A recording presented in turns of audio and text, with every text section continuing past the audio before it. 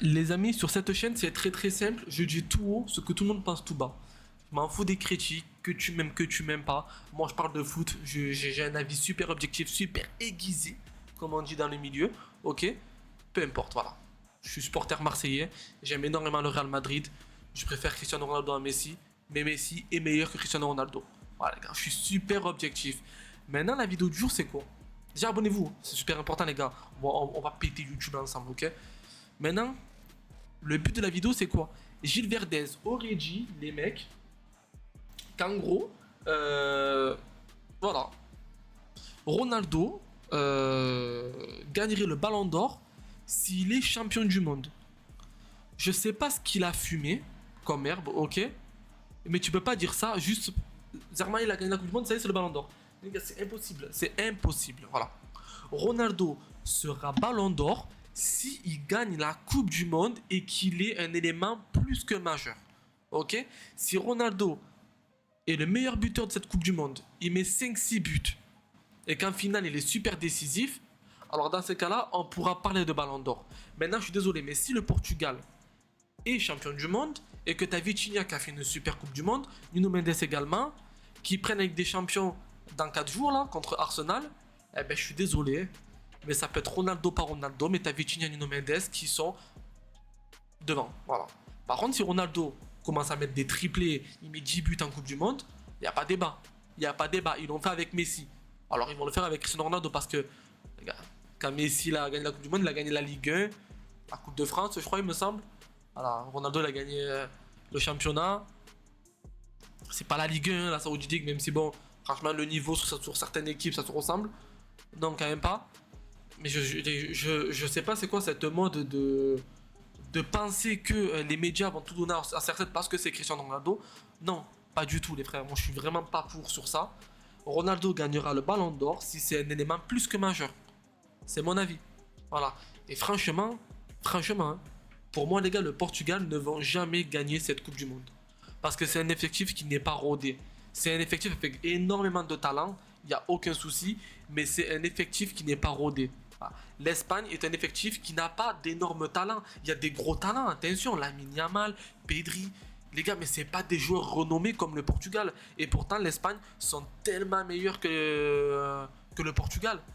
Pareil pour l'Argentine, les gars, je suis désolé, mon milieu de terrain, défense et tout, c'est pas non plus. C'est pas la France, hein. Donc, non, les gars, ça veut rien dire. C'est pas parce que t'as les meilleurs joueurs du monde que tu vas gagner tous les matchs. Ça veut absolument rien dire. Il faut que ton effectif soit rodé. Et dedans, les gars, ça se passe.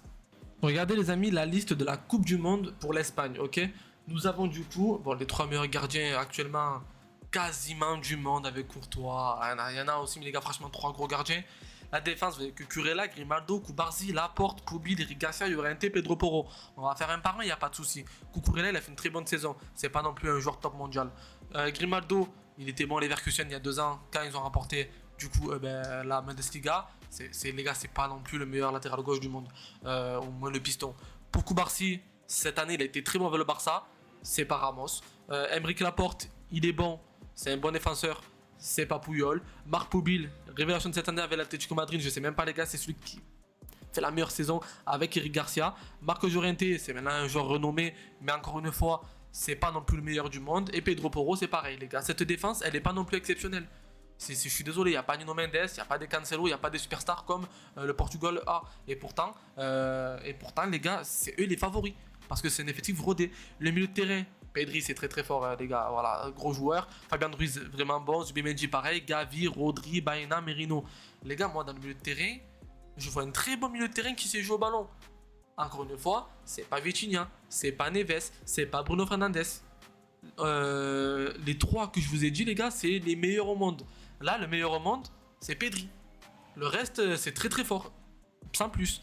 En attaque, Oyarzabal, Dani Olmo, Nico Williams, Jérémy Pino, Ferran Torres, Borja Iglesias, Victor Munoz et Lamine Yamal. À part Lamine Yamal, il n'y a pas de superstar. Oyarzabal, très présent avec la Real Sociedad, c'est très fort. C'est pas, encore une fois, le meilleur. C'est pas David Villa, c'est pas Fernando Torres, même s'il marque beaucoup. Dani Olmo, il est bon. Cette année au Barça, il n'a pas non plus joué énormément, même s'il a fait des matchs quand même, mais c'est pas non plus titulaire indiscutable. Nico Williams, très compliqué avec Bilbao cette année. Jérémy Pino, il est Crystal Palace, je crois, c'est ça. Il est bon sans plus. Ferran Torres, il était bon avec le Barça cette année, les gars.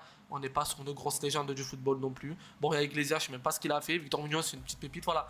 Dites-vous les gars que l'Espagne est favori, ça joue un football de malade alors qu'ils ont cette équipe-là. Et vous pensez que ça va être facile pour Ronaldo et ses collègues d'aller gagner la Coupe du Monde? Arrêtez les gars. Je dis pas ça pour critiquer Ronaldo les gars, parce que moi-même, je vous dis la vérité, je suis français, je préfère que Ronaldo gagne la Coupe du Monde que l'équipe de France. Juste Ronaldo, pas le Portugal, juste Ronaldo. Pas pourquoi, je sais pas les gars, me demandez pas pourquoi. Mais il faut dire la vérité les gars, pour moi le Portugal ne gagnera pas cette Coupe du Monde. C'est tout. C'est tout les gars. Voilà, pour moi, c'est un effectif qui n'est pas rodé. C'est tout. Et en plus, il y a trop de pression les gars. C'est les favoris ultimes, j'ai l'impression, si tu entends tous les journalistes. Pour moi, ils sont pas rodés les mecs. Donc voilà. C'est pas le sujet. Le sujet, c'est est-ce que Ronaldo va gagner le Ballon d'Or si le Portugal gagne la Coupe du Monde. Encore une fois, je vous dis, si vraiment c'est un élément plus que majeur. Parce qu'à côté, tu as Vitinha et Nuno Mendes qui ont fait des sons de fou. Et j'en oublie un. Bruno Fernandes, les gars, 21 passes D, record de passes décisifs en PL. Même si la dernière, les gars, je trouve quand même c'était un peu un contre son camp. Parce que Dorgu, il fait la tête, transversale. Quand c'est transversal, c'est non cadré. Bref, transversal, ça touche la tête du gardien, ça rentre.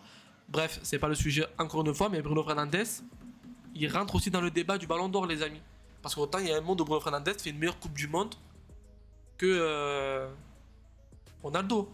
Parce que si c'est Arsenal qui prend la Ligue des Champions, je vois pas les gars un joueur d'Arsenal prendre le Ballon d'Or. Je vous dis la vérité. Voilà, parce qu'en fait Arsenal c'est une équipe. C'est pas un joueur qui est exceptionnel, c'est une équipe. Donc je vois pas un joueur d'Arsenal prendre le Ballon d'Or. Si c'est le Portugal et Bruno Fernandes est le meilleur passeur ou quoi. Voilà. Donc voilà, il y a trop de bons joueurs au Portugal pour que ce soit juste Ronaldo qui prenne le Ballon d'Or en cas de victoire en Coupe du Monde. Ça serait quand même un peu méchant. Alors que, contrairement à l'Argentine, les gars, s'il n'y avait pas Messi, je suis désolé, mais il n'y avait pas de Coupe du Monde en 2022. Donc voilà. Les amis, merci d'avoir regardé la vidéo. Dites-moi dans les commentaires ce que vous en pensez, vous, personnellement. Faut que j'arrête de regarder le retour de la caméra, mais plutôt ici. Pas ici, ici. Voilà. Ça prend petit à petit. Prenez soin de vous, les frères. Et on se dit tout simplement à la prochaine pour une nouvelle vidéo. Ciao, ciao, les amis.